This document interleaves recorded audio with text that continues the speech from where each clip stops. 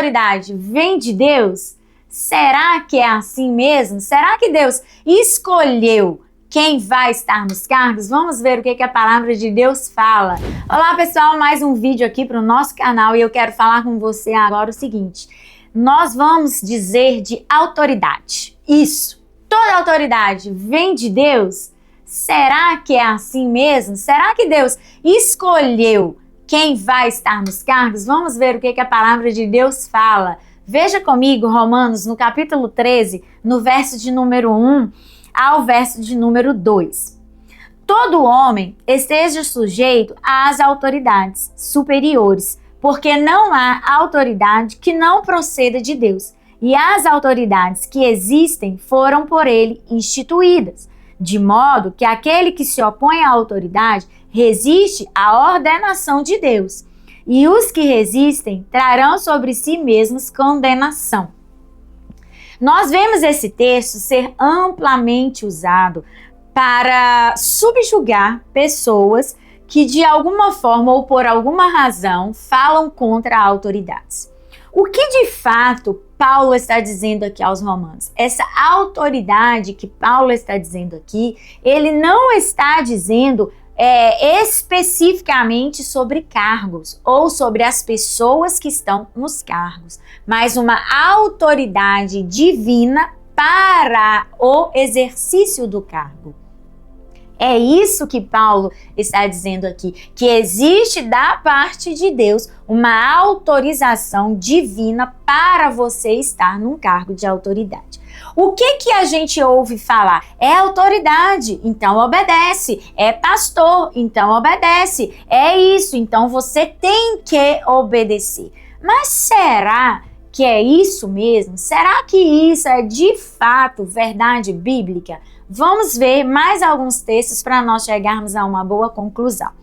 Então, Paulo está falando que a autoridade vem de Deus. O fato da autoridade ou o exercício da autoridade na terra vir de Deus não quer dizer que Deus está escolhendo pessoas para ficar nos cargos. Senão não haveria votação, senão não haveria eleição, senão não haveria pessoas desde as eras mais primitivas se reunindo para escolher os seus líderes.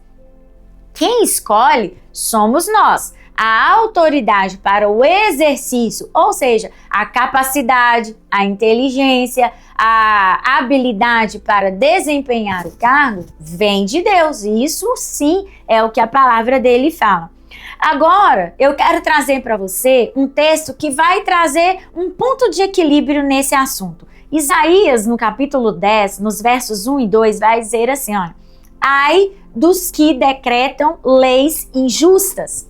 Então, Isaías vai estar falando sobre ai daqueles que Deus terá um tratamento para aqueles que promovem injustiça, para aqueles que promovem leis que vão prejudicar o povo, que vão trazer sofrimento para o povo, que vão impor ao povo um peso que o povo não precisa ser imposto. Então a palavra de Deus, ela vai garantir para mim e para você que a autoridade não é um poder absoluto.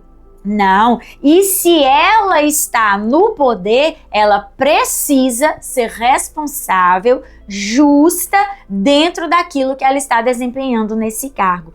Então, eu quero dizer para você uma frase que eu ouvi já há muito tempo e ela faz muito sentido.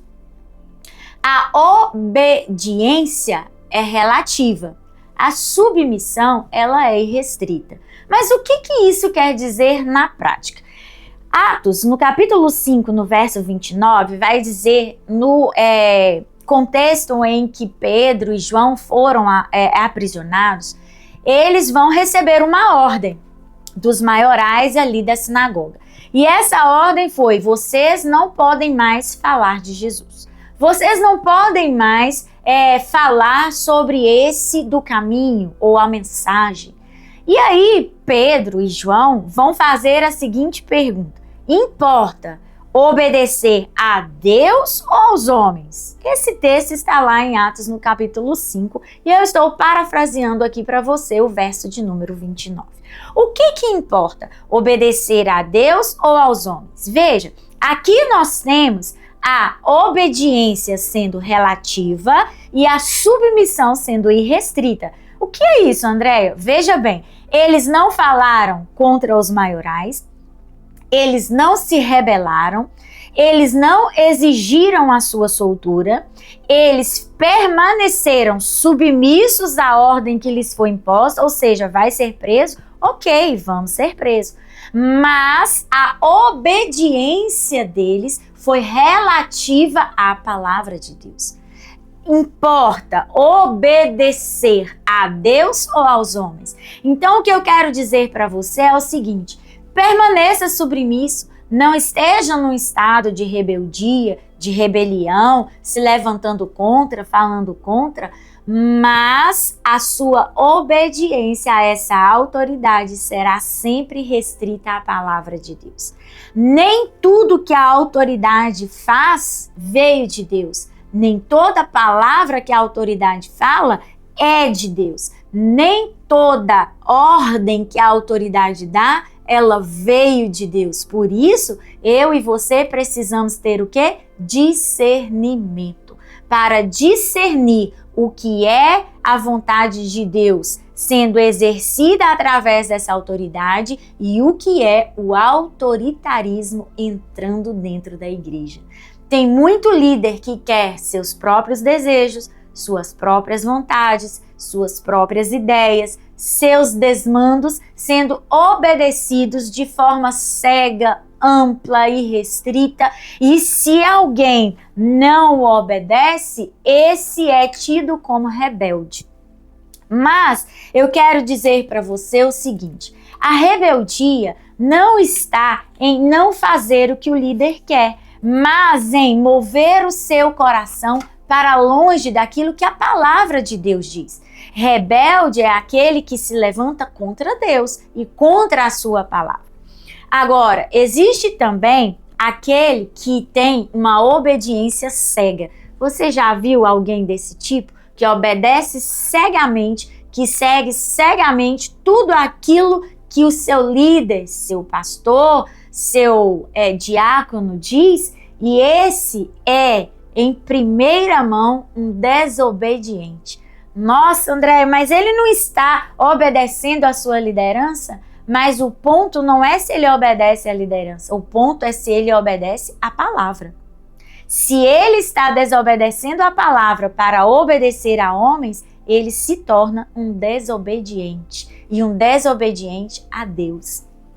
Por isso, aquela pessoa que está em obediência cega, em seguir cegamente alguém que está claramente fora da palavra, ele está se tornando um pecador. E um pecador que peca em duas instâncias. Ele peca pela idolatria que ele exerce para com essa pessoa, aonde mesmo sabendo tudo errado que ela faz, ele ainda a obedece e ainda executa os seus pedidos fora da palavra, suas ordens fora da palavra, e ele peca pela comissão e pela omissão. Ele está sendo omisso para com Deus e comisso para com aquele que está pecando, e ele vai e continua o ciclo do pecado quando ele obedece tudo que está fora daquilo que Deus realmente falou.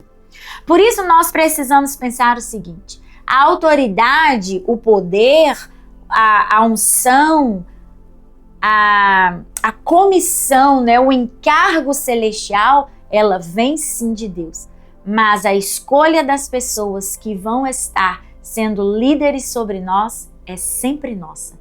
A escolha daquele que vai nos liderar é nossa, no sentido de nós discernirmos: essa pessoa faz o que Deus quer ou ela faz aquilo que ela mesma quer?